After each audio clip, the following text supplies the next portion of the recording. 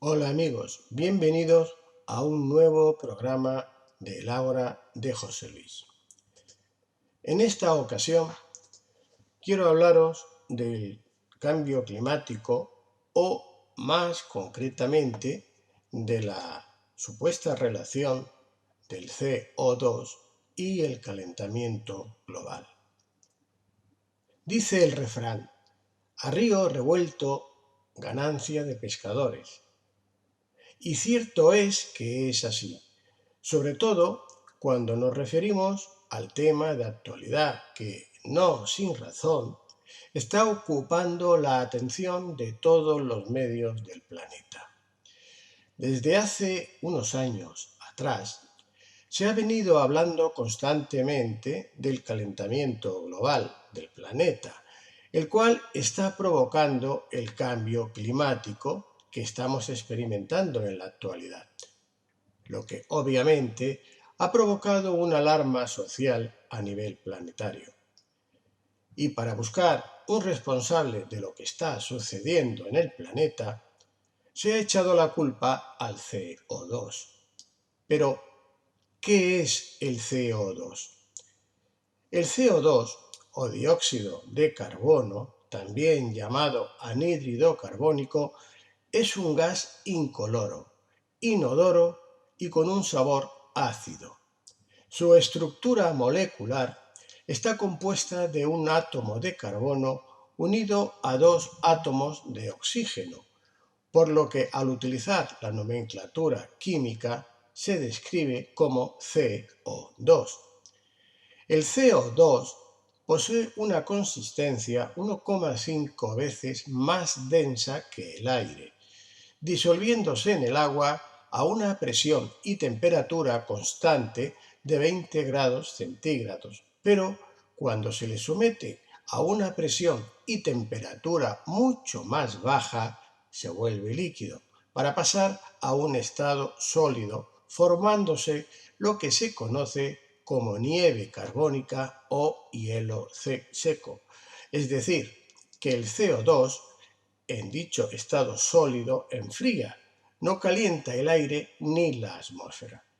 Por eso, vemos que a mayor altitud en la biosfera se produce una menor temperatura, lo que evidentemente no provoca el calentamiento, sino todo lo contrario, es decir, el enfriamiento del aire y la congelación.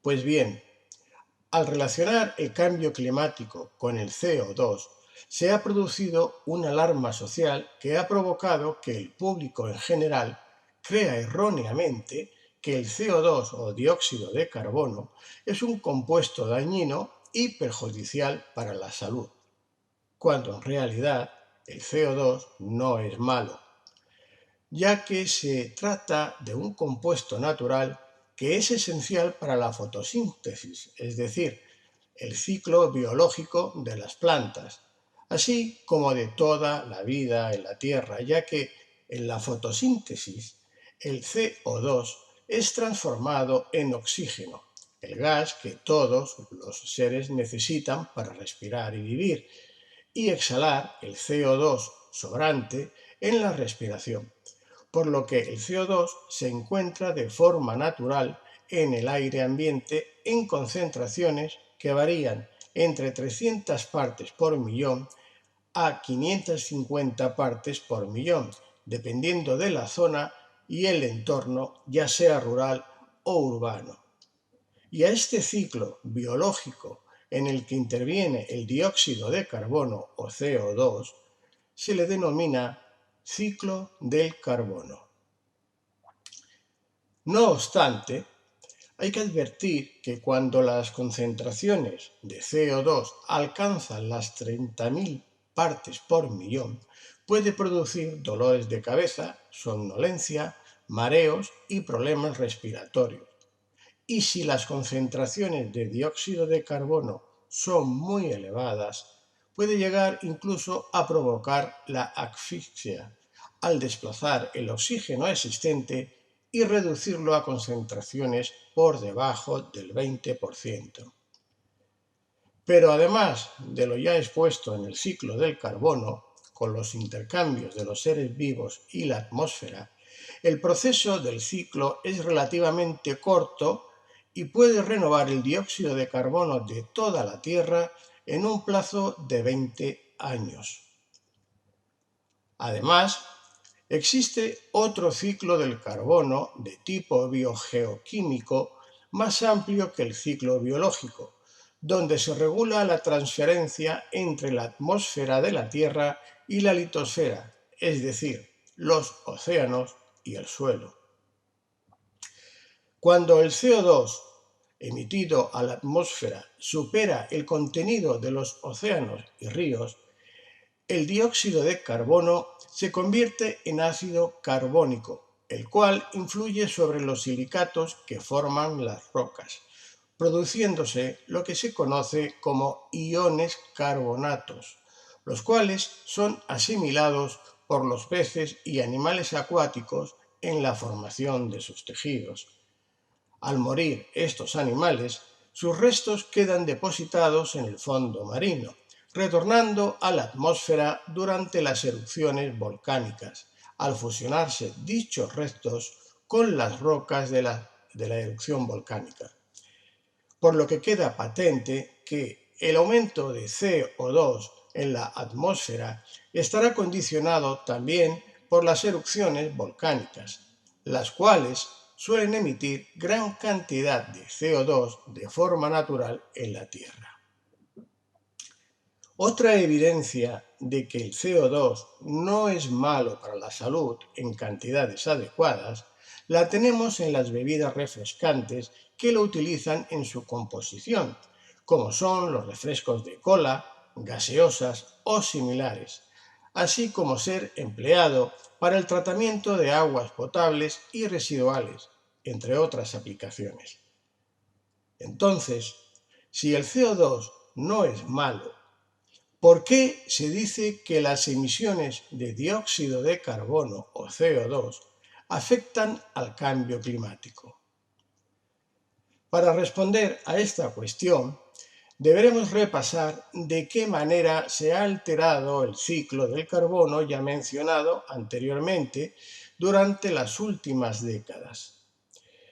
A este respecto, hay que decir que la concentración atmosférica de CO2 ha sufrido un considerable aumento en el siglo XX, especialmente en sus últimas décadas y como consecuencia de la industrialización global.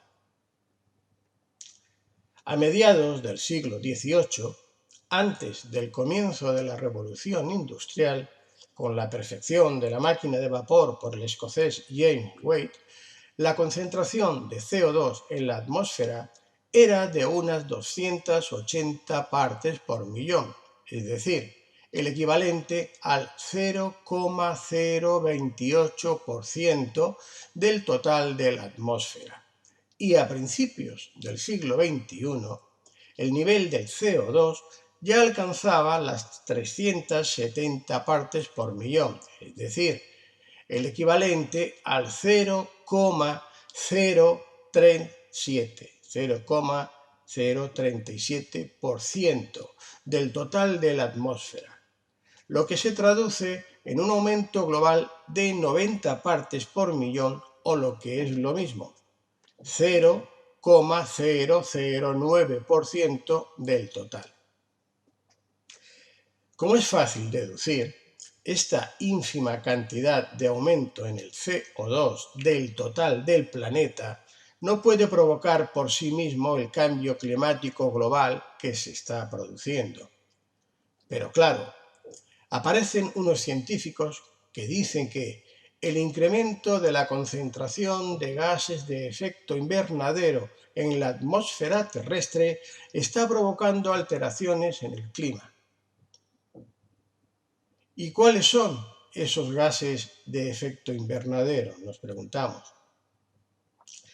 Pues los principales gases de efecto invernadero son los siguientes: el vapor de agua, el dióxido de carbono o CO2, del que hemos hablado, el ozono troposférico y el metano. Bueno, tengo que aclarar que el ozono troposférico, para quienes no sepan lo que es, no confundir con el estratosférico cuya capa protege la Tierra de las radiaciones solares, es un contaminante secundario, es decir, que se produce a partir de otros contaminantes emitidos por los vehículos y naves de motor de explosión y sobre todo de la industria, propagándose además a varios kilómetros de distancia de donde se producen, con lo cual de muy poco o nada sirve prohibir circular automóviles privados con una matriculación superior a los 10 años,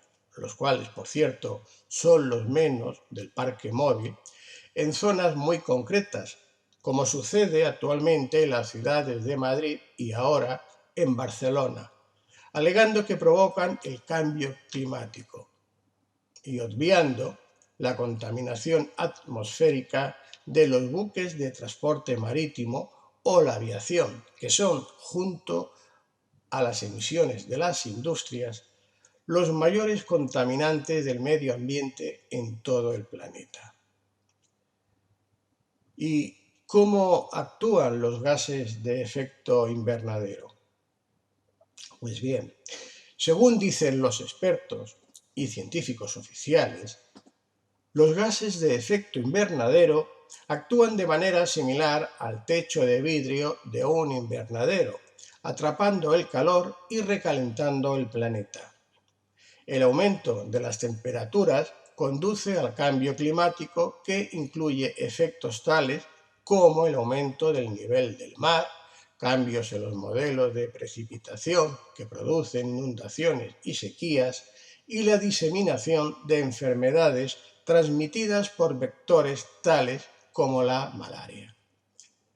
Y a los efectos de este aumento de temperatura es a lo que dichos expertos científicos le denominan calentamiento global, como consecuencia del cambio climático. Bien, hasta aquí hemos repasado todo lo que la ciencia sabe y acepta sobre el CO2 y el cambio climático. Pero, ¿es esto todo? No, evidentemente no lo es. Es cierto que las emisiones descontroladas de los gases de efecto invernadero pueden provocar un ligero aumento de las temperaturas y que ya hemos visto que no se trata únicamente del CO2 o dióxido de carbono, sino que intervienen otros gases y elementos. Por otro lado, se está metiendo en el mismo saco toda la contaminación ambiental que existe en el planeta con el cambio climático y el calentamiento global. Y esto no es correcto o exacto. Últimamente, estamos asistiendo a verdaderas campañas de marketing en todos los medios dependientes de los poderes fácticos, donde incluso celebridades de todas las áreas, como actores, cantantes, deportistas, etc., aparecen en los medios conminando a la población a que no utilicen sus automóviles o no consuman tal o cual cosa o actúen de tal o cual manera, mientras que ellos, paradójicamente, viajan en aviones, jets privados, yates o automóviles de alta gama con grandes consumos de carburante, lo cual no es precisamente quienes dan mejor ejemplo para decir a los demás lo que tienen que hacer. Y llegados a este punto, resulta inevitable hablar de la celebérrima Greta Thunberg, una joven de 16 años de edad, activista medioambiental sueca, centrada desde los 15 años en los riesgos planteados por el calentamiento climático, o el cambio climático, mejor dicho, quien ha saltado a la fama no sin provocar grandes polémicas, sobre todo a raíz de asistir como gran protagonista en la Cumbre del Clima de Madrid 2019, es decir, en este mes de diciembre, y que ha llegado desde los Estados Unidos a bordo de un catamarán privado, como muestra de que se puede viajar sin utilizar el avión. Claro que no todo el mundo dispone de un catamarán para desplazarse por el planeta, ¿no?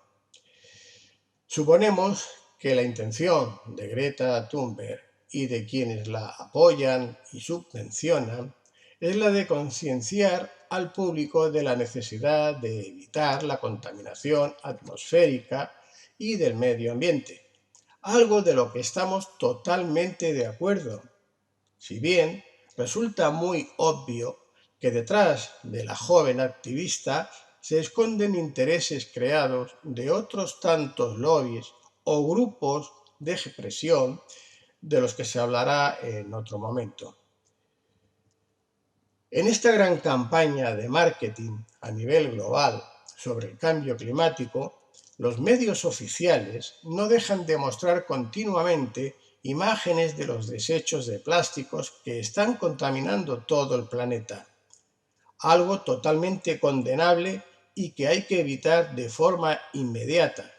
Pero se me hace difícil pensar que a ningún gobierno u organización internacional se le haya ocurrido que, para eliminar de golpe el mal, antes de realizar tantos miles de campañas de marketing centradas en denunciar los estragos producidos por la contaminación medioambiental, no hayan decidido prohibir la fabricación de envases de plástico, así como todo aquello que actualmente está compuesto por el plástico y es responsable de la contaminación medioambiental, ya que concienciar a 7.000 millones de seres humanos que habitamos en el planeta resultará algo casi imposible. En cambio, si se elimina el plástico en todos los productos de consumo, ya no habrá plástico que contamine el medio ambiente. Quizás sería mucho más ecológico y sostenible que volviéramos al uso de envases de vidrio, tal como se hacía en el siglo pasado, reutilizando los envases después de cada uso y dándoles múltiples aplicaciones. Pero bueno, esto es solo una sugerencia personal y yo no soy un experto científico. No vamos a insistir más, de momento, sobre los efectos del dióxido de carbono o CO2 sobre nuestro hábitat, pues considero que, con lo expuesto, ha quedado suficientemente probado que el CO2 no es el responsable último del cambio climático y, por consiguiente, del calentamiento global. El cambio climático y, por tanto, el calentamiento global sí existe. De eso no hay la menor duda. Ahora bien, si no es la emisión de CO2, ¿qué es lo que está provocando dicho calentamiento global? Pues bien, vamos a ir a ello. En 1997, el doctor Alexei Dmitriev, profesor de Geología y Mineralogía, así como miembro científico jefe del Instituto Unido de Geología, Geofísica y Mineralogía, en el Departamento de Siberia de la Academia de Ciencias de Rusia, además de experto en ecología global y eventos terrestres de procesamiento rápido, ya vemos que no era o no es un cualquiera, publicó un documento en ruso en Transacciones del IICA, volumen 4, 1997, con el título de Estado planetofísico de la Tierra y la vida.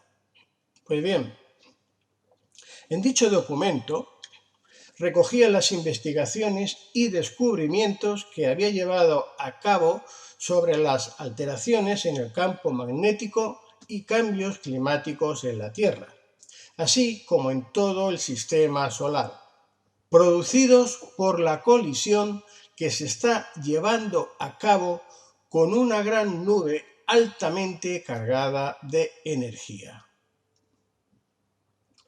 Dicha nube estaría sobrealimentando la heliosfera en nuestro sistema solar, lo que estaría provocando el cambio geomagnético de los polos de la Tierra, así como la redistribución de la capa de ozono, el calentamiento global y, por consiguiente, el cambio climático que estamos sufriendo actualmente. A continuación, paso a reproducir un extracto o parte de dicho informe, el cual puede ser consultado en el sitio web www.sourceofdistortion.nl/gear1html. Este enlace lo podréis encontrar luego en la descripción del vídeo e ir directamente a comprobar lo que ahora os voy a resumir. La introducción de este texto dice así: las alteraciones actuales en proceso, como geológicas, geofísicas y climáticas de la Tierra, son cada vez más irreversibles. En la actualidad, los investigadores están revelando algunas de las causas que conducen a una reorganización general de la electromagnetosfera, es decir, el esqueleto electromagnético de nuestro planeta y de su maquinaria climática. Un mayor número de especialistas en climatología geofísica, planeofísica y heliofísica tienen a una versión de secuencia causal cósmica de lo que está sucediendo. En efecto, los eventos de la última década dan una fuerte evidencia de transformaciones heliosféricas y planetosfísicas inusualmente significativas. Dada la calidad, cantidad y escala de estas transformaciones, podemos decir que los procesos climáticos y de biosfera aquí en la Tierra, a través de un sistema de retroalimentación estrechamente conectado, están siendo directamente afectados y vinculados a los procesos de transformación generales que tienen lugar en nuestro sistema solar. Debemos comenzar a organizar nuestra atención y pensar para comprender que los cambios climáticos en la Tierra son solo una parte o conexión con toda una cadena de eventos que tienen lugar en nuestra heliosfera. Estos procesos físicos profundos o también nuevas cualidades de nuestro entorno físico y geológico impondrán desafíos y requisitos adaptativos especiales para todas las formas de vida en la Tierra, considerando los problemas de adaptación que tendrá nuestra biosfera con estas nuevas condiciones físicas en la Tierra. Necesitamos distinguir la tendencia general y la naturaleza de los cambios. Como mostraremos a continuación, estas tendencias pueden rastrearse en la dirección del crecimiento de la capacidad energética del planeta, lo que está llevando a un estado altamente excitado o cargado de algunos de los sistemas de la Tierra. Las transformaciones más intensas se están produciendo en las envolturas planetarias de gas plasma, a las que se ajustan las posibilidades productivas de nuestra biosfera. Actualmente se está formando este nuevo escenario de exceso de flujo de energía observándose en diferentes espacios como son: en la ionosfera por generación de plasma, en la magnetosfera por tormentas magnéticas y en la atmósfera por los ciclones. Este fenómeno atmosférico de alta energía, que era raro en el pasado, ahora se está volviendo más frecuente, intenso y cambiado en su naturaleza. La composición del material de la envoltura de gas plasma también se está transformando. Es bastante natural que todo el ecosistema de la Tierra esté sujeto a estas condiciones cambiantes del campo electromagnético y a las alteraciones profundas significativas de la maquinaria climática de la Tierra. Estos procesos fundamentales de cambio crean una demanda dentro de todos los organismos de la vida de la Tierra para nuevas formas de adaptación. El desarrollo natural de estas nuevas formas puede conducir a una revisión global total del rango de especies y vida en la Tierra. Pueden surgir nuevas cualidades más profundas de la vida misma, llevando el nuevo estado físico de la Tierra a un equilibrio con las nuevas posibilidades orgánicas de desarrollo, reproducción y perfección. En este sentido, es evidente que nos enfrentamos con un problema de adaptación de la humanidad a este nuevo estado de la Tierra. Nuevas condiciones en la Tierra cuyas cualidades biosféricas son variables y no están distribuidas uniformemente. Por lo tanto, el periodo actual de transformación es transitorio, así como lo es la transición de la vida. Los representantes de cada especie para el futuro surgirán después de superar una profunda evaluación de lo que se necesitará para cumplir con estas nuevas condiciones biosféricas terrestres. Cada representante vivo en la Tierra se someterá a un examen o inspección de control de calidad exhaustivo para determinar su capacidad de cumplir con estas nuevas condiciones. Estos desafíos evolutivos siempre requieren esfuerzo o resistencia, ya sean organismos individuales, especies o comunidades. Por lo tanto, no solo el clima está cambiando a otro distinto, sino que nosotros, como seres humanos, estamos experimentando un cambio global en los procesos vitales de los organismos vivos. O por decirlo de otra manera, la vida misma, cumpliendo otro avance en el proceso total. No podemos tratar tales cosas por separado o individualmente.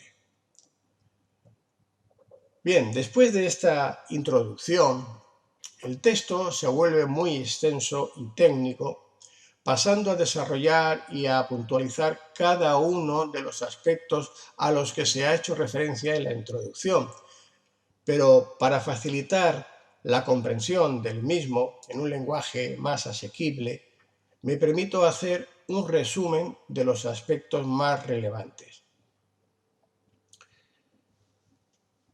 La primera información hace referencia a la transformación del sistema solar. Y dice así: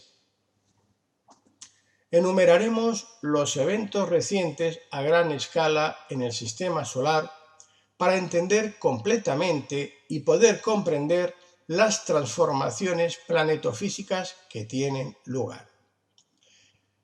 Este desarrollo de eventos, como se ha puesto de manifiesto en los últimos años, está siendo causado por la falta de uniformidad material y energética en el espacio interestelar anisotrópico. Aquí hago un paréntesis para explicar el significado de la palabra anisotrópico, puesto que evidentemente no todo el mundo sabe a lo que se refiere. Voy a explicar. La anisotropía está opuesta a la isotropía en este caso, es la propiedad general de la materia según la cual cualidades como elasticidad, temperatura, conductividad, velocidad de propagación de la luz, etc., varían según la dirección en que son examinadas.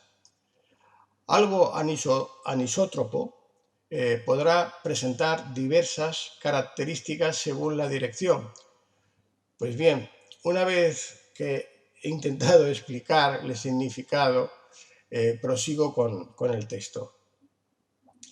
En su viaje a través del espacio interestelar, decíamos que la heliosfera, y aquí vuelvo a hacer otro paréntesis pequeño para explicar la definición de heliosfera por si alguien no sabe a qué me refiero.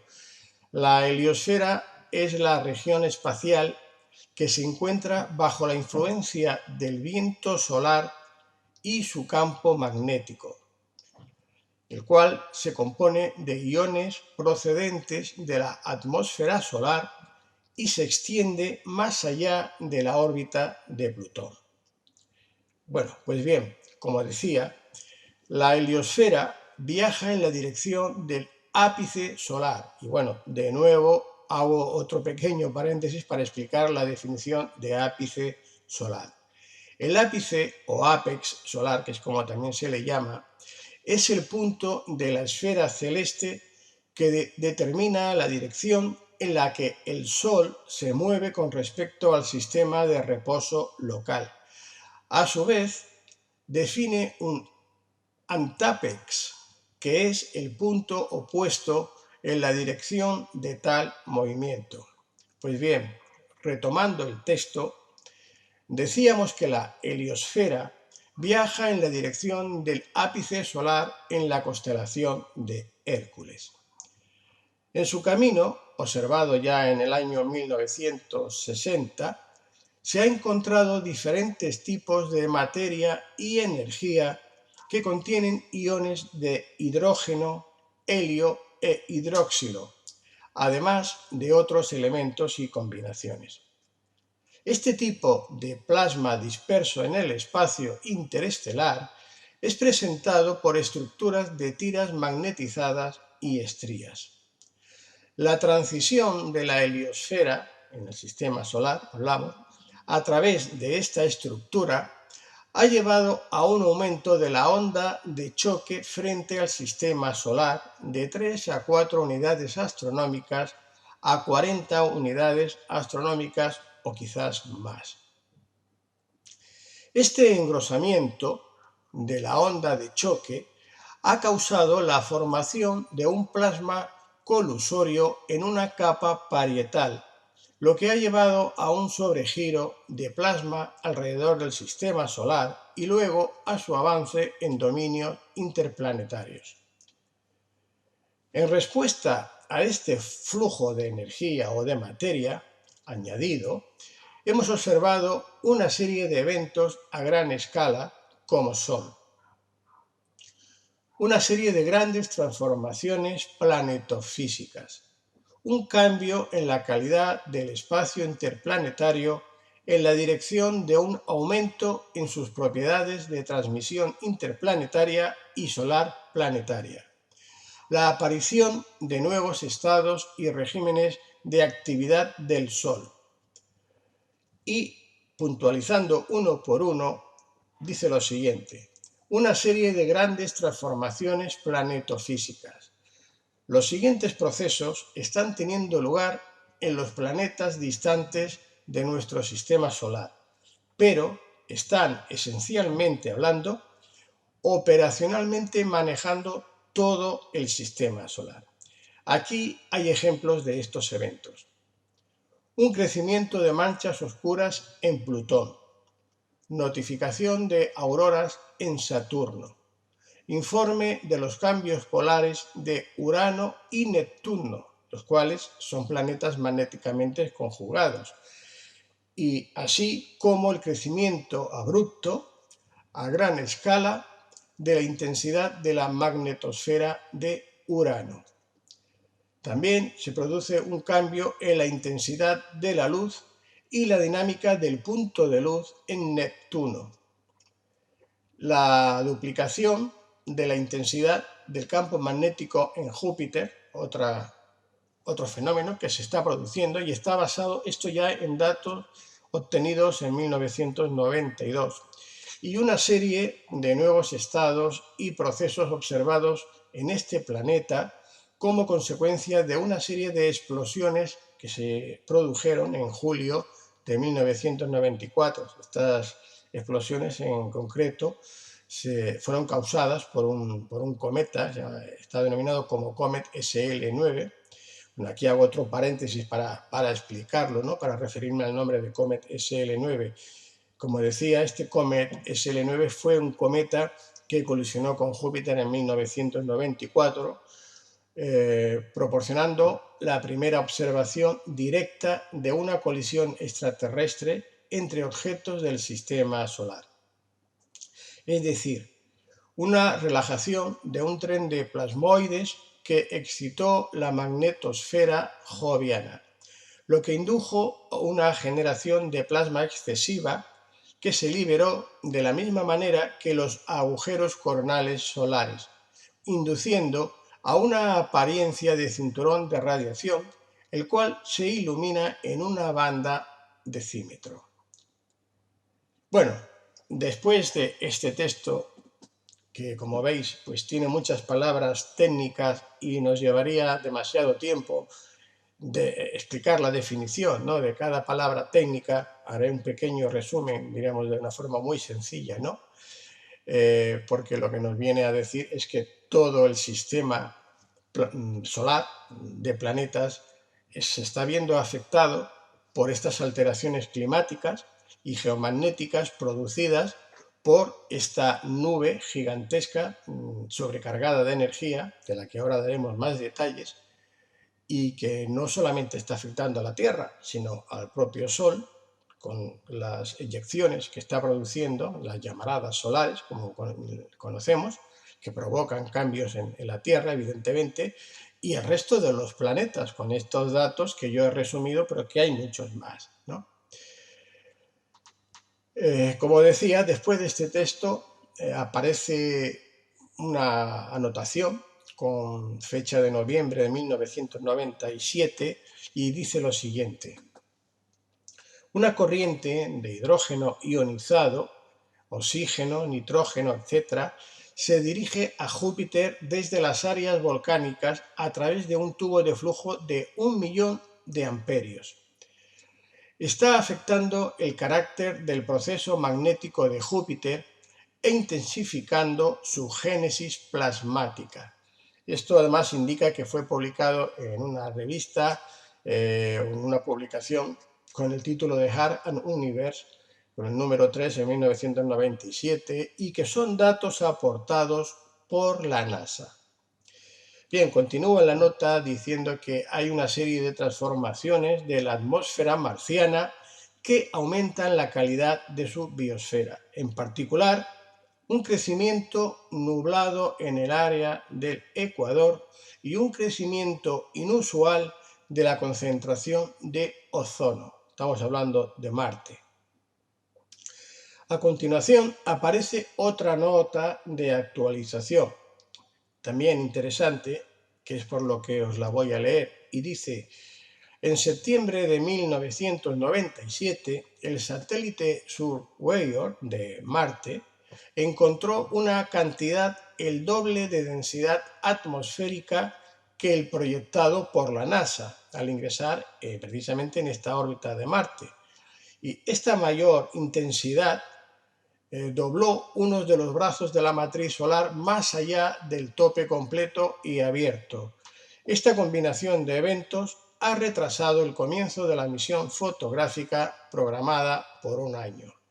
Y bueno, sigue con otros comentarios, voy a decir un par más que son interesantes, como dice: una generación de atmósfera en la primera etapa en la Luna, donde se detecta una creciente atmósfera de natrio que alcanza los 9.000 kilómetros de altura. Es decir, está hablando de que parece ser que se ha creado una nueva etapa, una nueva atmósfera, una capa de natrio, y que hasta ahora pues no se había detectado. También habla de cambios físicos, químicos y ópticos significativos observados en Venus, con una inversión de puntos oscuros y claros detectados por primera vez, y una fuerte disminución de gases que contienen azufre en su atmósfera, hablando de Venus. Bueno, como os decía, el informe sigue explayándose al respecto de los cambios observados en todo el sistema solar, repito. Pero bueno, considero que con lo que ya hemos expuesto, tenemos suficiente información como para tener la certeza de la realidad de dichos cambios, que están afectando a todos los planetas del sistema solar, incluyendo, por supuesto, la Tierra. Bien, y ahora el informe se centra en el planeta Tierra, que es lo que nos interesa de momento a nosotros, claro.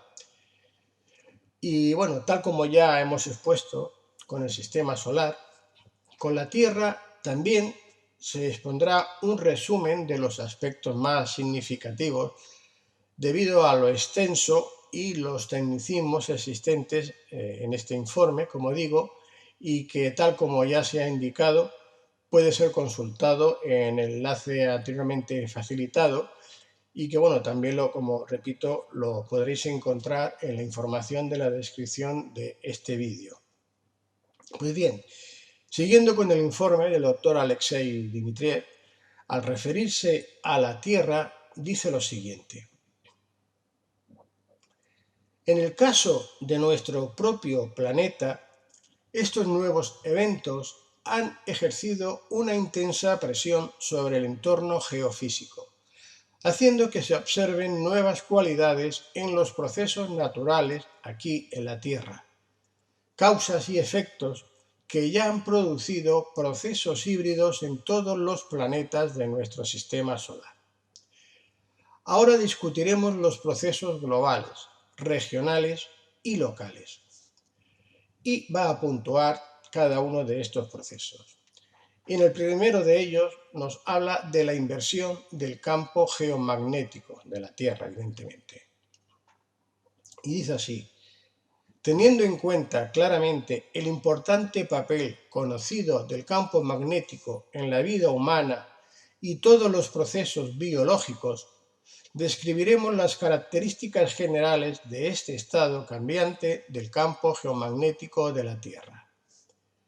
Tenemos que recordar las numerosas naves espaciales y satélites que han registrado el crecimiento de la saturación magnética heliosférica en los últimos años. La respuesta natural de la Tierra a este mayor nivel de saturación se revela en su intensidad dipolo, su localización de polos, entre comillas C, de imán, y en sus procesos de resonancia de campo electromagnético. En los últimos años hemos visto un aumento del interés de los geofísicos y magnetólogos, en general por los procesos geomagnéticos y específicamente por el desplazamiento de los polos magnéticos de la Tierra.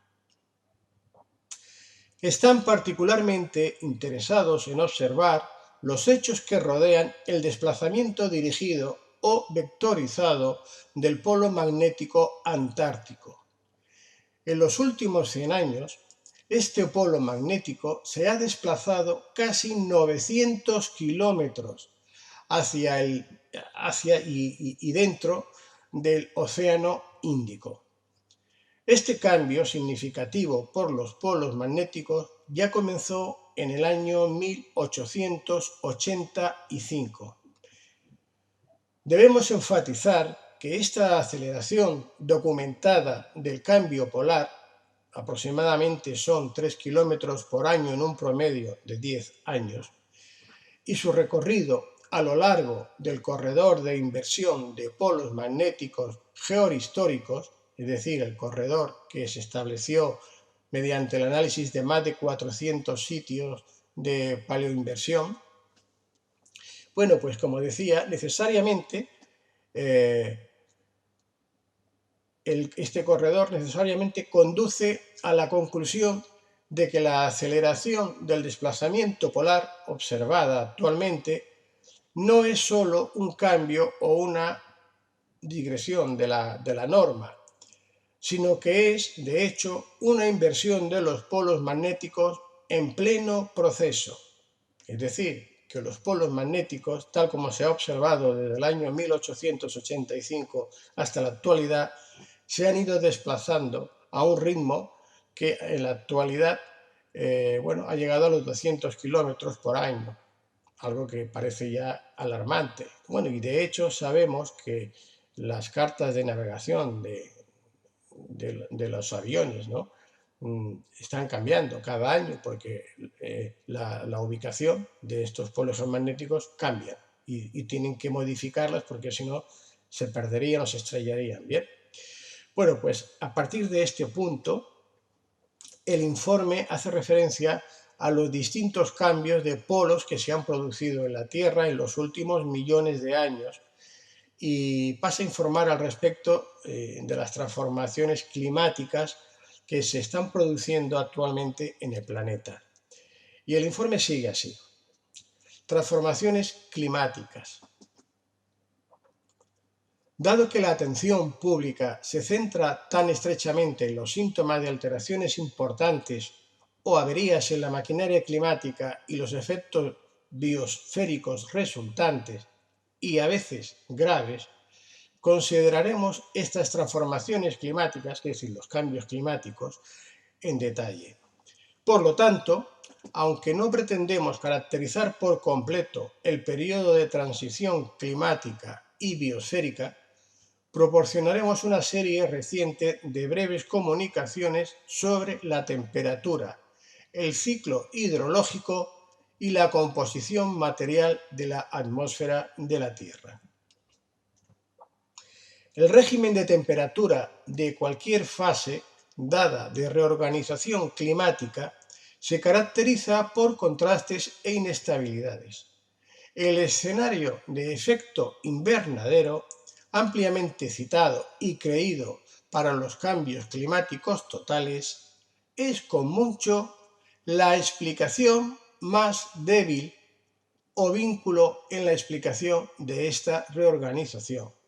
Repito, el profesor Alexei dice que la explicación que se da de que el efecto invernadero es el que provocaría este cambio climático es la explicación más débil o el vínculo en la explicación de esta reorganización. Vamos, que no es lo que está provocando el cambio climático, en pocas palabras.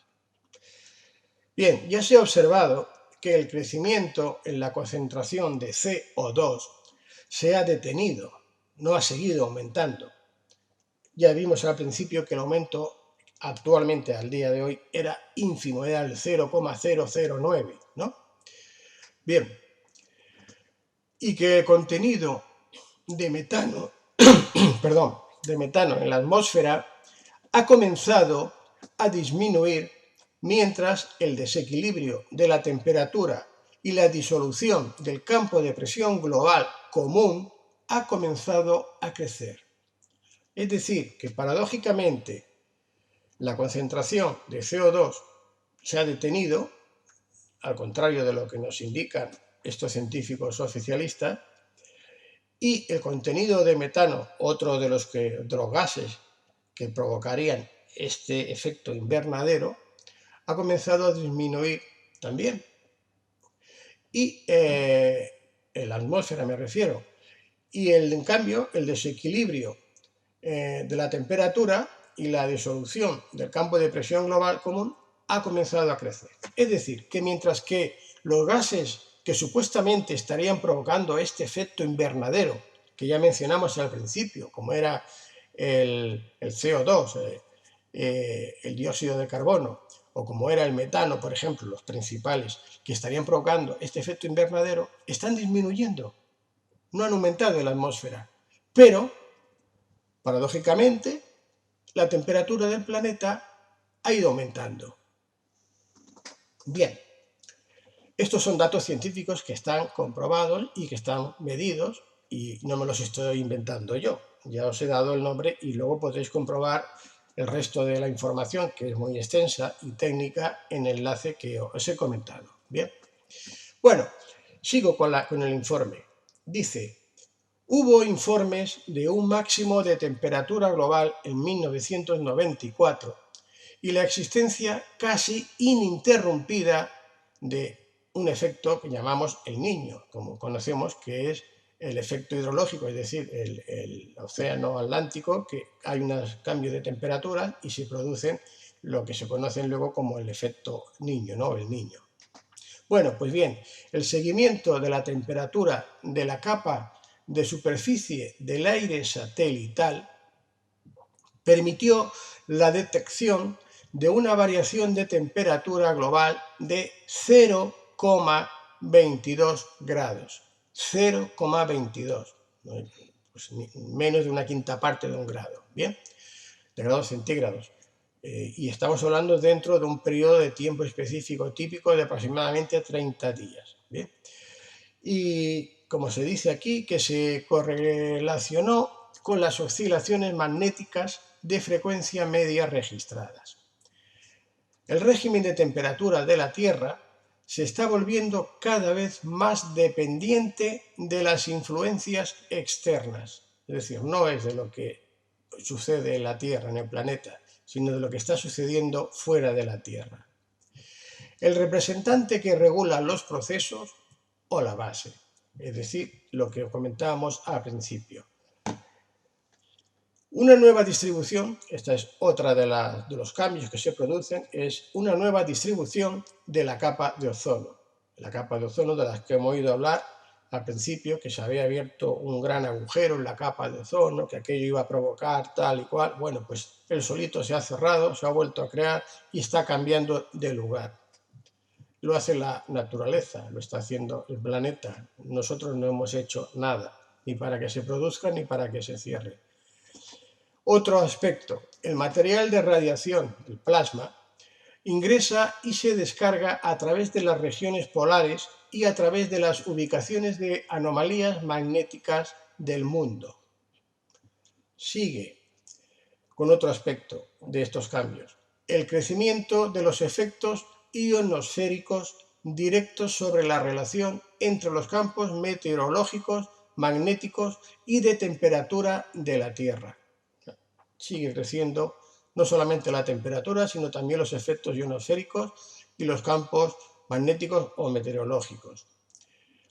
Y aquí añade, hay una probabilidad creciente de que estemos pasando a un periodo de inestabilidad de temperatura rápida similar al que tuvo lugar hace 10.000 años atrás. O sea, nos está haciendo referencia pues al periodo de glaciación, el último que tuvimos, que bueno, aquí dice 10.000 años, yo personalmente creo que era más bien 12.000, 12.500 años. Bien, esta inestabilidad mayor, no tan antigua, dice, fue revelada por el análisis de muestras de núcleos de perforación de hielo en Groenlandia. El análisis de estas muestras centrales estableció lo siguiente: que las temperaturas anuales aumentaron en 7 grados centígrados. 7 grados centígrados. Ahora estamos hablando de 1 grado y medio, 2 para el cambio climático. Entonces eran de 7 grados centígrados cada año. Sigue, que esa precipitación creció en el rango de 3 a 4 veces. O sea, multiplicado por 3 a 4 veces, 20 y tantos grados, o 30. Sigue, que la masa de material en polvo aumentó en un factor de 100, o sea, se multiplicó, se dobló.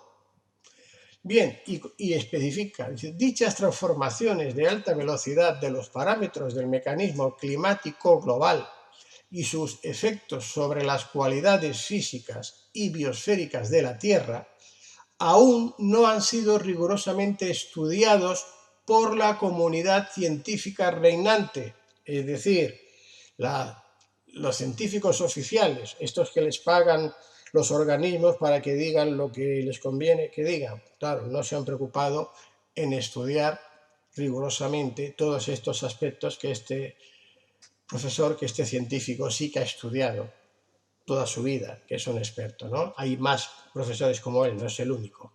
Bueno, pues decía que la comunidad científica reinante no ha estudiado.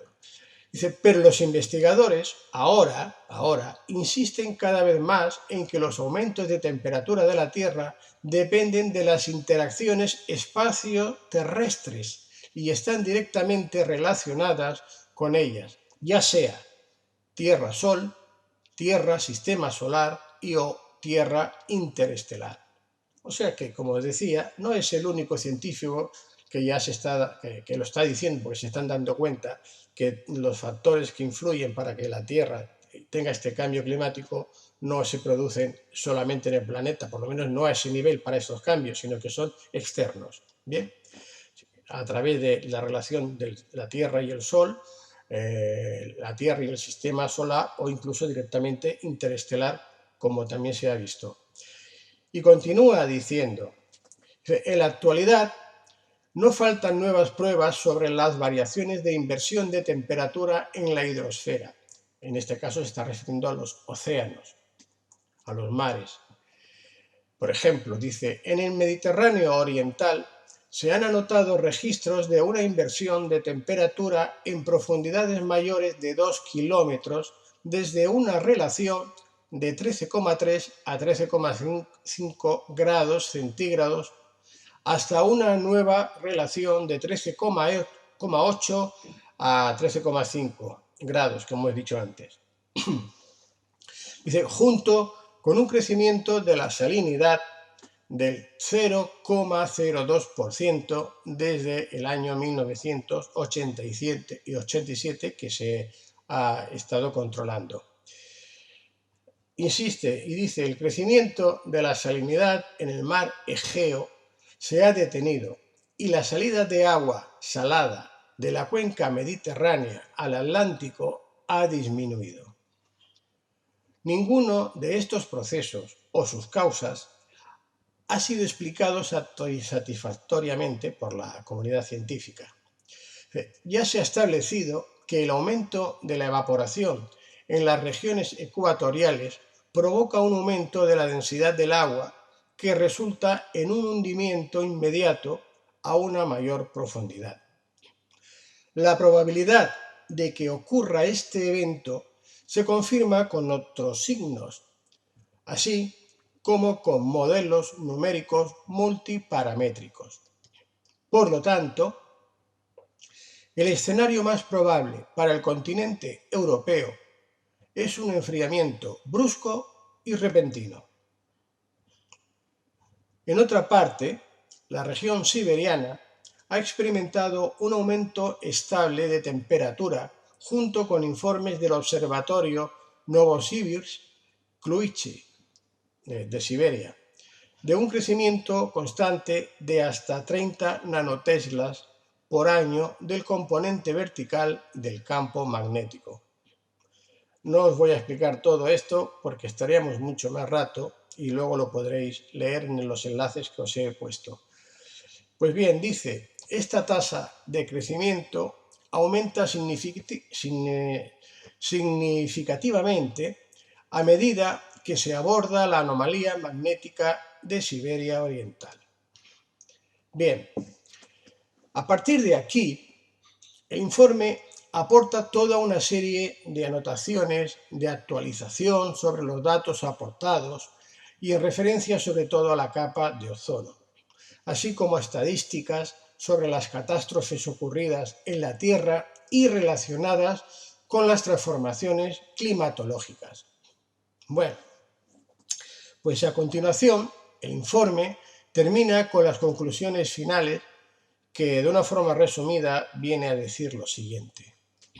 Conclusiones. La situación que se ha creado aquí en nuestra heliosfera es de origen espacial externo, interestelar, cósmico, y aquí se supone que es causada por los procesos fundamentales subyacentes de autooscilación espacio-físico, de creación continua que ha moldeado y continúa evolucionando nuestro universo. El presente estado excitado de nuestra heliosfera existe dentro de todo el organismo, es decir, de todo el complejo del sistema solar, o del todo que conforma el sistema solar, efectivamente, lo que yo estaba diciendo. El Sol, los planetas, las lunas, los cometas y los asteroides. así como los plasmas o medios electromagnéticos y estructuras del espacio interplanetario. La respuesta a estas inyecciones de energía y materia interestelar en nuestra heliosfera ha sido y sigue siendo una serie de procesos y formaciones energéticas recientemente observadas en todos los planetas del sistema solar, claro, entre los planetas y sus lunas y los planetas y el Sol. La capacidad de la Tierra para adaptarse a estas acciones y transferencias externas se ve agravada y dificultada por las alteraciones tecnógenas que hemos realizado en la calidad o estado natural de nuestro entorno geológico geofísico. Nuestro planeta Tierra está ahora en el proceso de una transformación dramática, alterando el esqueleto electromagnético a través de un cambio de los polos del campo geomagnético y a través de cambios de composición en el ozono y el hidrógeno, niveles de saturación de sus envolturas de plasma de gas. Estos cambios en la Tierra se acompañan de los procesos de adaptación climáticos, atmosféricos y biosféricos resultantes. Vuelvo a repetir, el cambio climático de la Tierra es producido por todos estos fenómenos o estos procesos que acababa de mencionar. Pues bien, estos procesos son cada vez más intensos y frecuentes, como lo demuestra el aumento en tiempo real de los eventos transitorios no periódicos, es decir, hace referencia a las catástrofes naturales que vemos que se están produciendo cada vez de una forma más asidua. Pues bien, dice, hay razones que favorecen o señalan el hecho de que un crecimiento en la calidad ética o espiritual de la humanidad disminuiría el número y la intensidad de las catástrofes complejas. Fijaros esto que acaba de decir aquí este científico. Hemos pasado de una ciencia a hablar de espiritualidad. Nos está diciendo que hay una relación y que hay unas razones que están de alguna forma como demostrando que sería favorable para nuestro planeta el que la propia humanidad diríamos que ascendiese, que superase de alguna forma esta calidad que a veces decimos poco humana, aunque no deja de estar en la humanidad el que haya hechos cruentos, ¿no? Como las guerras y las injusticias que se cometen, para que al evolucionar hacia una ética o una espiritualidad mayor, la humanidad contribuiría a que disminuyese el número e incluso la intensidad de estas catástrofes que se están produciendo. Y aquí hago otro paréntesis, otro parón, porque se está hablando mucho, y bueno, yo también lo he comentado en otras ocasiones, que, y no me quiero extender demasiado, pero la Tierra, a través del movimiento junto con el sistema solar, va recorriendo un espacio en nuestra galaxia que, de acuerdo con este movimiento de los equinoccios que tiene el planeta, que se producen cada X miles de años, diríamos que esta posición de este polo norte de la Tierra estaría dirigido hacia una era zodiacal que conocemos o astronómica, ¿no? Bueno, son las eras zodiacales que conocemos. Hace muy poco, según las, vamos a decir, las profecías mayas, más que profecías, yo diría que eran observaciones, que ya conocían informaciones, decían que a partir del año 2012 se iba a producir un gran cambio, que algunos decían que si es que se acababa el mundo, tal. No, lo que hablaban es que entrábamos en otra era, en la era de Acuario. Ahora acabamos de entrar, o estamos entrando en la era de Acuario. Las eras tienen duraciones entre 2000 y 2400 años aproximadamente. No son no todas las eras, que nos referimos a las 12 eras zodiacales, tienen la misma duración, pero bueno, como promedio diremos que son de 2000 a 2400 años.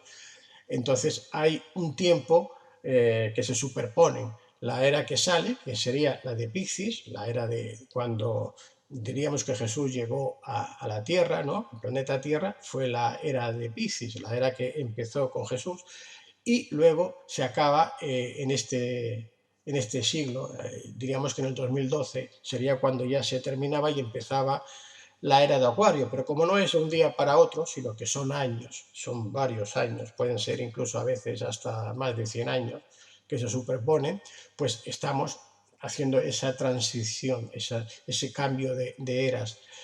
Y quizás yo entiendo que este científico está haciendo alusión aquí en este párrafo a esto que os acabo de decir, a que estamos experimentando esa transformación, ese cambio que, como ya se había dicho con anterioridad, muchos años, miles de años atrás, en esta época se iban a producir esta transformación. Y todo proveniente diríamos, de esta zona del espacio o de la galaxia de la que estamos, la Vía Láctea, de la que ahora pues vemos que efectivamente ya tenemos pruebas científicas de que es así y de que se está produciendo, ¿no? Bueno, sigo porque ya acaba aquí el resumen final, y dice: se ha vuelto de vital importancia que se prepare una carta mundial que establezca lo favorable y lo catastrófico, ¿no? Es razonable señalar que nuestro planeta pronto experimentará estas nuevas condiciones de energía creciente, lo que significa la transición a un nuevo estado y calidad de la relación espacio-tierra. Los organismos vivos de estas regiones de la Tierra, que tienen las principales entradas, es decir, que reciben estos flujos de energía o atracciones para las influencias cósmicas, tomarán la delantera en la evolución de las reacciones o procesos apropiados de la vida a estas nuevas condiciones. Estas zonas de conmutaciones verticales y transferencias de energías ya se están convirtiendo en el corazón. Viene a decir algo parecido a lo que os comentaba, de la transformación del ser humano mediante estas energías que ya estamos recibiendo. Dice, convirtiendo en el corazón o focos en la búsqueda de nuevos sistemas de adaptación y transformación mutua. Pues bien, como decía, hasta aquí vamos a dejar el extenso resumen que hemos hecho de este informe del doctor Alexei Dmitriev. Y bueno, por si alguien sigue teniendo dudas de lo manifestado en este informe, pues resulta que la NASA ha hecho un descubrimiento que avalaría lo que ha manifestado en su informe el doctor Dmitriev. Y en concreto se trataría del descubrimiento realizado el 23 de diciembre del 2009 a través de la nave espacial Voyager de la NASA, al revelar cómo nuestro sistema solar está atravesando una gran nube interestelar que, según la física, no debería existir. Curioso, no debería existir, pero existe. Lo ha descubierto ahora la NASA. El profesor Dmitriev ya lo descubrió hace 30 años. Bien, en este enlace que os voy a decir y que también voy a dejar en la descripción de este vídeo, donde lo podréis copiar o ir directamente, es http://science.nasa.gov/science/new Science NASA 2009 23 December Voyager. Como es un poco complicado, vais a esta descripción del vídeo y podréis entrar directamente a este enlace para leer todo el informe que yo os voy a resumir ahora. Bien, utilizando datos de la Voyager, dice el informe, hemos descubierto un campo magnético fuerte justo fuera del sistema solar. Explica el autor principal de este informe, que es la doctora Meera Offer, investigadora invitada de heliofísica de la NASA de la Universidad George Mason, donde ha publicado como digo, este informe, ¿no? Y dice textualmente: este campo magnético mantiene unida la nube interestelar y resuelve el antiguo rompecabezas de cómo puede existir. Los astrónomos llaman a la nube con la que nos encontramos ahora la nube interestelar local. Tiene unos 30 años luz de ancho y contiene una tenue mezcla de átomos de hidrógeno y helio a una temperatura de 6.000 grados Celsius. 6.000 grados Celsius. El misterio existencial de la nube tiene que ver con su entorno. Y explica: hace unos 10 millones de años, un grupo de supernovas explotó cerca, creando una burbuja gigante de gas de millones de grados. La nube está completamente rodeada por este escape de supernova de alta presión y debería ser aplastada por este campo. Es decir, que no se explica cómo este campo gigante de millones de grados no ha aplastado a esa nube, ¿no? Que decían que no debería existir. Pero aquí la doctora Offer, que es la que la ha descubierto, manifiesta lo siguiente: la temperatura y densidad observadas de la nube local no proporcionan suficiente presión para resistir la acción aplastante del gas caliente a su alrededor, es decir, que debería haberse aplastado, haberse desaparecido, ¿no? Entonces, dice, la pregunta que nos hacemos es: ¿cómo sobrevive la nube? Bien, los Voyager han encontrado una respuesta, dice Offer, y añade: los datos de Voyager muestran que la nube está mucho más magnetizada de lo que nadie había sospechado anteriormente, entre 4 y 5 microgauss. Este campo magnético puede proporcionar la presión adicional requerida para resistir la destrucción. Bien, en el informe se explica cómo se descubrieron dónde están estas naves y dice: las dos sondas Voyager de la NASA han estado saliendo del sistema solar durante más de 30 años. Ahora están más allá de la órbita de Plutón y están a punto de entrar en el espacio interestelar, pero aún no han llegado allí.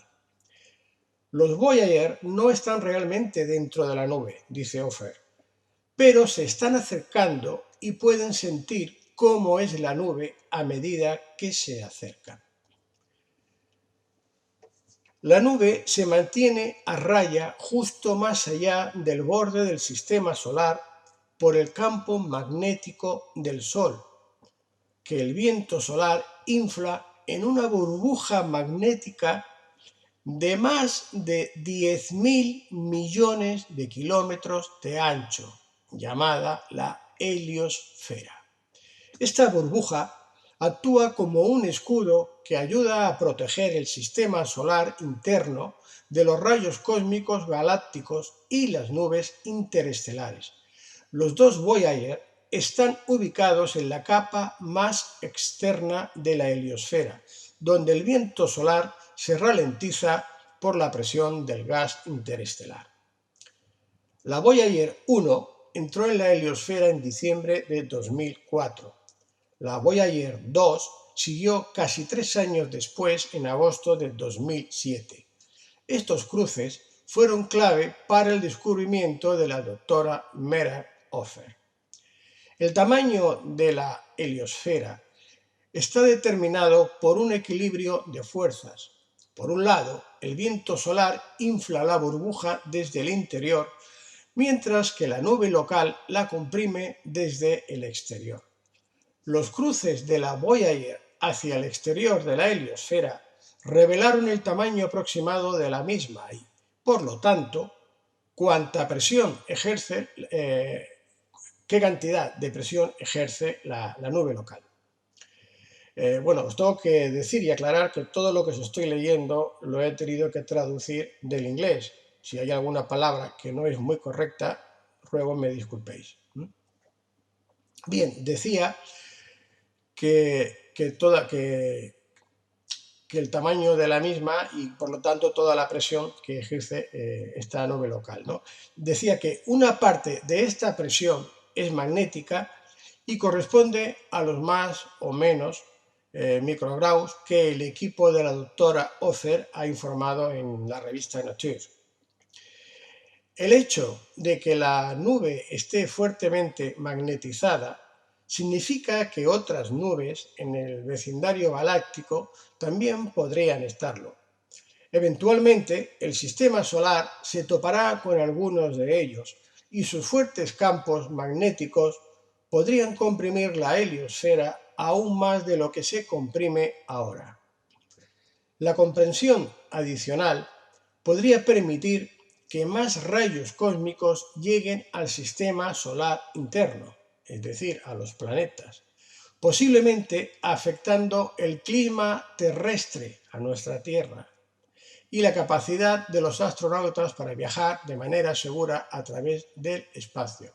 Como vemos, en el 2009, la propia NASA y la doctora Ofen ya estaba diciendo que esta compresión adicional de esta nube sobre la heliosfera interna, sobre los planetas, que iba a afectar al clima terrestre, es decir, al cambio climático. Ya lo dice la NASA también.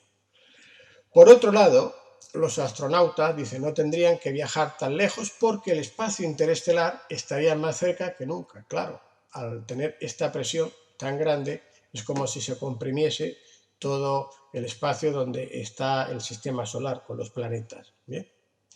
Estos eventos se desarrollarían en escalas de tiempo, y aquí dicen lo de esta compresión, de decenas a cientos de miles de años, que es el tiempo que tarda el sistema solar en moverse de una nube a la siguiente. Bueno, hasta aquí todo lo referente al calentamiento global y el cambio climático que estamos experimentando en la Tierra. Y que, como ya hemos visto, está provocado por la entrada de nuestro sistema solar en esa nube local de más de 30 años luz de ancho, lo que equivaldría a una cifra elevada o tan elevada de kilómetros que, bueno, yo lo he intentado hacer con la calculadora y no he podido hacerlo con la calculadora porque no tiene espacios para tantos ceros. Así que lo he tenido que calcular a mano. Pero bueno, si alguien desea entretenerse en calcular la cifra de kilómetros de ancho de la nube, le diré cómo lo he hecho. Así que solo tiene que calcular 300.000 kilómetros por segundo, que es la velocidad de la luz aproximadamente, por 60 segundos, por minuto, por 60 minutos por hora, por 24 horas por día, por 24,65 días por año, por 30 años, que es la longitud de esta nube. Y nos da una cifra que, si no me he equivocado, es de 283.000 billones con B, 824 billones con B de kilómetros de ancho. Es decir, un 2, un 8 y un 3 mil billones, 824 billones, punto, y 1, 2, 3, 4, 5, 6, 7, 8 y 9 ceros detrás. Bien, como vemos, el futuro es incierto. Nadie sabe exactamente lo que puede suceder al atravesar esta nube a la que nuestro sistema solar se está acercando. Quizás sea por eso que la información que acabamos de compartir no haya sido publicada en los medios dependientes de los poderes fácticos. Me refiero a esos más medias, a televisiones, radios o medios o periódicos que dependen, pues como he dicho, de los poderes fácticos, de los que realmente ostentan el poder. Bien, pero en cambio sí se ha montado una gran campaña de marketing para condenar el uso del automóvil particular con más de 10 años de antigüedad, por ejemplo, sin tener en cuenta de que ese automóvil pues también ha pasado la ITV, es decir, la Inspección Técnica de Vehículos, que le faculta para poder circular, ya que está dentro de los márgenes legales establecidos, así como el pago de los impuestos correspondientes de circulación, que le da derecho a circular, de los correspondientes ayuntamientos, que los ayuntamientos son los que cobran este impuesto para permitir circular. Pues bueno, esto se hace así, se prohíbe solo porque el vehículo fue matriculado antes del año 2006. Hablo en este caso de España, ¿no? En concreto de Barcelona y Madrid, porque son los ayuntamientos de Barcelona y Madrid los que han prohibido la circulación de dichos automóviles, que en realidad no son más que unos 50.000, no son más de 50.000 vehículos, 40.000, 50.000 vehículos los que tienen esta condición de tener una matriculación anterior al año 2006, pero que tienen la ITV pasada, es decir, que han pasado la revisión, que no contaminan, no emiten el nivel de CO2, que sería perjudicial, sino que incluso emiten menos que muchos coches modernos. Bien. Y bueno, alegando en este caso los responsables de los ayuntamientos, en este caso de Barcelona, pues la alcaldesa Colau, Ada Colau, con su equipo, también apoyada por el Partido Socialista de Cataluña, el PSC, ¿no? que son los responsables estos vehículos, ¿no?, del cambio climático, tiene gracia, y que contaminan el medio ambiente. Hombre, pues seguramente contaminan un 0,0000000, muchos ceros, menos que un solo barco, un buque de los que entran al puerto de Barcelona. Pero bueno, ya hablaremos un poco más adelante de todo esto, ¿no? Porque claro, los demás vehículos, incluso los grandes automóviles de alta gama, con grandes consumos de combustible, como los de algunos de los famosos que se han puesto a decirles a los demás cómo deben vivir, ¿no? Estos no contaminan. De hecho, si se pagan 2 euros al día durante 10 días al año, que es lo que ha indicado el excelentísimo Ayuntamiento de Barcelona, con su alcaldesa Ada Colau y su equipo a la cabeza, pues bueno, pues dejan que estos vehículos más antiguos puedan circular durante estos 10 días, si pagan estos 2 euros, ¿no?, al día, y al parecer, como pagan, ya pues no contaminan, ¿no? Bueno, lo triste del caso es que dicha prohibición no soluciona nada de nada. Como digo, no soluciona nada de nada, ¿no? Todo lo contrario. Perjudica seriamente a los trabajadores y personas que necesitan de su vehículo para poder trabajar y no disponen de las decenas de miles de euros que cuesta un coche eléctrico. Pero la cosa no acaba aquí. La alcaldesa Colau, con su equipo de gobierno del Ayuntamiento de Barcelona, en el que también está el PSC apoyándola, ha establecido que a partir de enero del 2020, además de la prohibición de circular a los coches más antiguos, va a cobrar una tasa de residuos de entre 2,25 a 4,25 euros al mes. Pues bueno, el nuevo impuesto se computará en la factura del agua a partir del mes de mayo de este año 2020. Pues sí, así es como se lucha contra el cambio climático, subiendo los impuestos e introduciendo nuevos impuestos, a pesar de que ya se está pagando impuestos por la recogida de las basuras. Eso sí, la alcaldesa Ada Colau lo primero que ha hecho este año es subirse el sueldo en un 40%, 40% para ella y un 27% para sus concejales, ¿no?, alegando que tiene más carga de trabajo. Y digo yo que será por las prohibiciones que está implantando en la ciudad de Barcelona. En fin, he querido dejar patente de lo que está sucediendo en Madrid y Barcelona porque se basan en mentiras para conseguir sus oscuros o no tan oscuros intereses que ya sabemos que la industria automovilística necesita vender coches eléctricos. Lo que echo de menos es que la alcaldesa Colau no haya prohibido a los grandes buques mercantes y cruceros de lujo que contaminan cientos de veces más que todos los vehículos juntos del país. Pues yo echo de menos, ¿no?, que la alcaldesa no haya prohibido que estos barcos atraquen en el puerto de Barcelona, o haya prohibido o restringido, aunque fuese, el vuelo de los aviones del aeropuerto del Prat. Seguramente será por algo que no somos capaces de entender. Y bueno, ya para terminar, no quiero dejar pasar por alto la ignorancia de todos aquellos que confunden la contaminación ambiental con el calentamiento global o el cambio climático. Son dos cosas muy distintas. El que se tiren basuras, plásticos y todo lo que suponga una degradación del medio ambiente, ya sea en los mares, ríos o bosques, es una falta de educación y un crimen contra la naturaleza.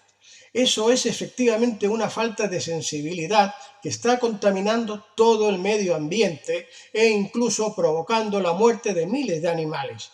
Es totalmente condenable y hay que evitar que se siga haciendo.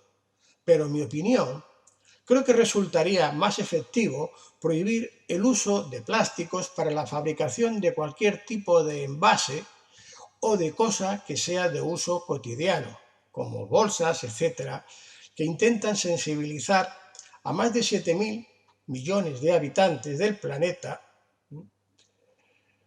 y quiero decir, que resultaría más efectivo prohibir, como digo, la fabricación de envases de plástico para el agua, para todo lo que vemos diariamente, y evitar, por lo tanto, que al no tener estos envases nadie va a contaminar, porque si no existen no se puede contaminar nada, no se pueden lanzar para contaminar el medio ambiente. Eso es lo que quiero decir, ¿no? En cambio, intentar sensibilizar a 7.000 millones de habitantes, de seres humanos que hay en el planeta, pues es mucho más difícil. Primero porque no se llega a todos, porque las condiciones no son las mismas, y es un proceso que sería muy largo. Claro, aquí es donde entraría pues lo que decía al principio de todo, ¿no? A río revuelto, ganancia de pescadores. Y la solución es muy fácil. Si no queremos que nadie tire plásticos bueno, y otros elementos que son contaminantes, sencillamente se prohíbe su fabricación. Hace unos años atrás estábamos adquiriendo las bebidas dentro de envases de vidrio, de botellas de vidrio, que luego además se llevaban al comercio, te abonaban el importe que se habían pagado o sencillamente volvías a coger otro envase dejando el envase antiguo, que se volvía a reutilizar. Y ahí no se producía ninguna contaminación por plásticos. Es más fácil, el sistema ya se conoce, además, se puede hacer una orden gubernamental en los países y automáticamente nadie deja de consumir elementos tóxicos en este caso, y hay otras muchas soluciones. Pero claro, es más beneficioso porque hay muchos negocios detrás de todo esto, de decir lo que están diciendo, ¿no? De que el CO2 y los plásticos han provocado el cambio climático. No, el cambio climático es una cosa muy distinta, y el CO2 no la provoca. Ya hemos hablado, ya hemos explicado cuáles son los fenómenos que están provocando el cambio climático y el calentamiento global del planeta.